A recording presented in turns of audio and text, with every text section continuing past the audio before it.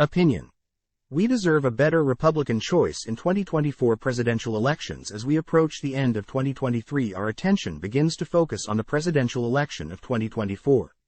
Much has been written about the age of the leading candidates in the Democratic and Republican parties. President Joseph Biden, at 80, and former President Donald Trump at 77 would be vying for king of the shuffleboard court in nearly any profession but American politics. But we find ourselves facing a campaign in which Biden has failed miserably in communicating to the American electorate how the country is better today than it was when he came into office, and Trump continues to litigate the 2020 election while relying on the cult of personality following he has generated since descending the Trump Tower escalator in 2015.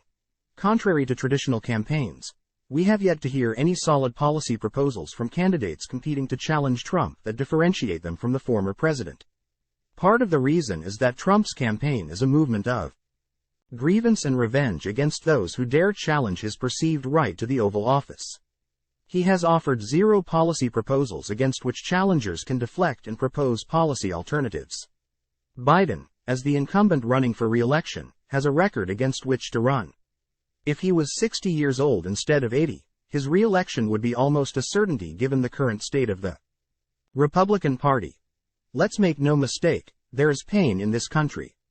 While Biden can rightfully claim significant increases in average wages, solid economic growth, legislative initiatives that propel the U.S. manufacturing base into the 21st century, reducing reliance on China for microtechnology, and renewed U.S. credibility in the international arena, inflation and high interest rates remain a major issue for voters. If you are a middle-class household in the housing or automobile market, the economy is not looking so rosy.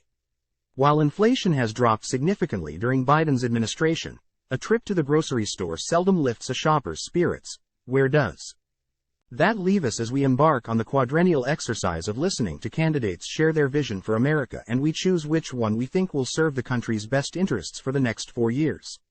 As citizens of this great country, we deserve better than a choice between a geriatric elder statesman and two-bit cultist who cannot put a policy sentence together with a teleprompter and a McDonald's Happy Meal. We have serious challenges that require serious solutions.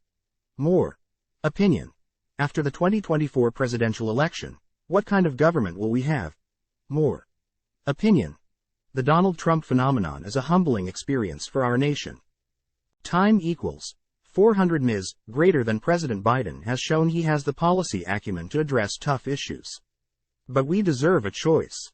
Today that choice does not exist because the Republican Party has abandoned any sense of a responsible political entity. They have chosen to forego conventional political norms and have tied their wagon to a man and an idea that exploits the victimization of the masses at the feet of the man. The problem with this approach is that their savior cares not one whit about the people who worship at his feet. Yet, his challengers are incapable of standing up to his cult appeal and offering a truly visionary alternative. This is not how our founders envisioned the American experience.